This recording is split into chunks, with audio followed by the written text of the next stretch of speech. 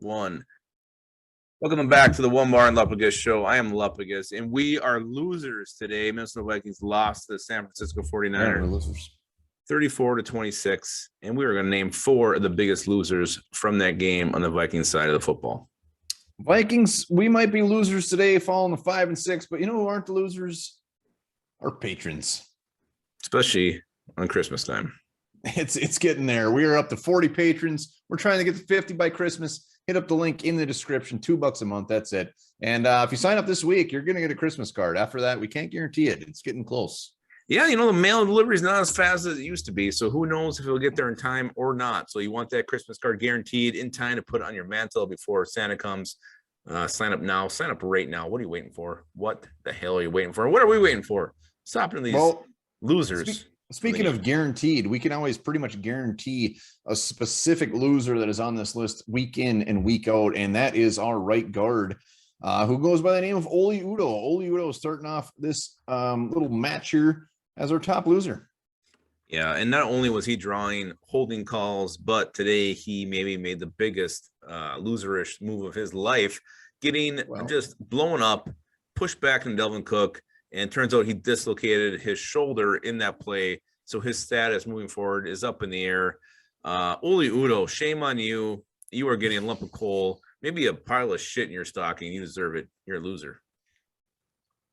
Seemed a little harsh. Maybe a lot harsh. It is just a game, but Oli Udoh did have a tough go at her today. And unfortunately, yes, it did end up with our starting star running back on the shelf. For how long, we do not know. We will find out. But I don't really want to talk about Oli Udoh anymore. I think we've talked about him enough this year. I want to talk about who your tag team partner is with that bandana. Who do you tag in? I would be Marty Jannetty, and it wouldn't even be close. And we'd probably have some very nice hardware hanging up in our living room. Wow. Well, all right, let's talk about another guy who he was a loser today, and I hate to really put this on him. He's been so good all year long, but Kirk Cousins, horrible interception. Really at the worst part of the game, giving the Niners the ball back right in their own territory there. So right in deep in Vikings territory, I should say.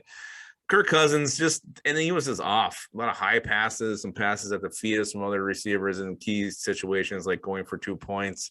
Kirk Cousins, not his best performance today. Well, and you got to look at this from a couple different ways. I mean, yes, he did not have his best game, but the fact that he didn't have his best game and it was still a decent game, that's kind of a good sign. It's kind of it's a win-lose here because, yes, if he would have played better, we probably would have got the win. He was off, not just the interception, but 2-point conversion. A couple other throws were just off, but we're getting to the point where we expect a lot out of Kirk Cousins just because he is having a fantastic year. Did not have a fantastic game. He is turd number 2. He is turd number 2, which is not a name for a turd. So it's very nice that you said that. Let's go another one. Greg Joseph. He missed the extra point. And yes, it's not the thing that's going to make us lose a game, but you're always chasing that point. The Vikings were definitely chasing that point all game long after that point. And it was kind of the start of the downfall, really. It just seems like when Greg Joseph misses, whether it's a field goal or an extra point, it's just in a very important time.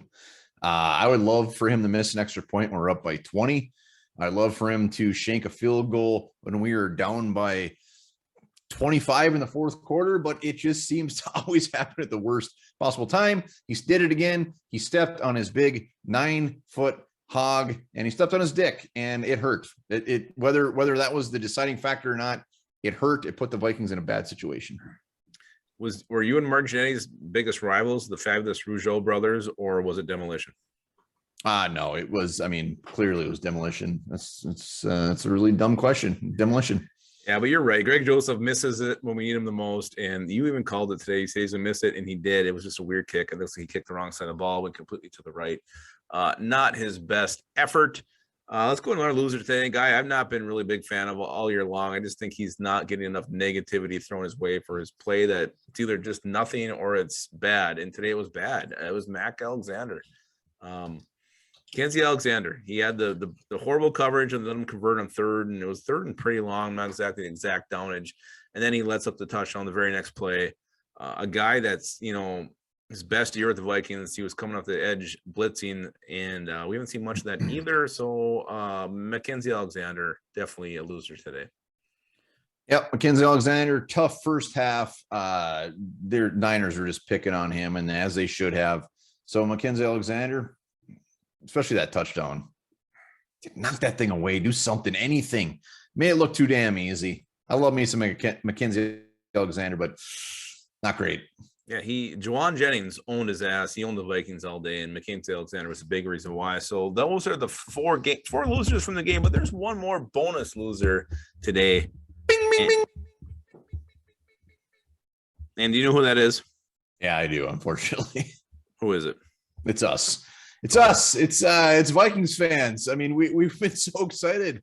The fact that they come off this 2-game winning streak. We probably had a very good chance of winning this game, but expectations, confidence was getting very, very high, and all of a sudden, back on the floor, hit the shitter. We're back at square one. We got the Lions coming in next week, and we're gonna kick their ass. But right now, we are the losers for the week. Yeah, we are, and it's it kind of, you see the Vikings start to flip the script the last couple of games, and today it was the same old story that we saw early in the season. Get up, you lose it. You make it close in the end and just not quite enough to win. And that's what we saw today. And yeah, for getting our hopes up, we are losers. So that's it. Those are your 5 losers from the game today. And hopefully we're not talking about many losers next week. Maybe there'll only be one loser. Who knows? No, there ain't gonna be any. It's gonna be a great week. If you're a loser, Oliudo might be, but nobody else will. He probably will be. So let us know your losers in the comments. Let us know how you're feeling with this 5-6 squad, and also remember to hit up that Patreon link in the description. Make us happy. Absolutely. And this will make you happy while you're waiting for the next for the Lions game coming up here and the next victory. In 1994, a California man was arrested for dressing up as a Grim Reaper and standing outside the windows of old people's homes. Bro, your friend Maitland. It's horrifying.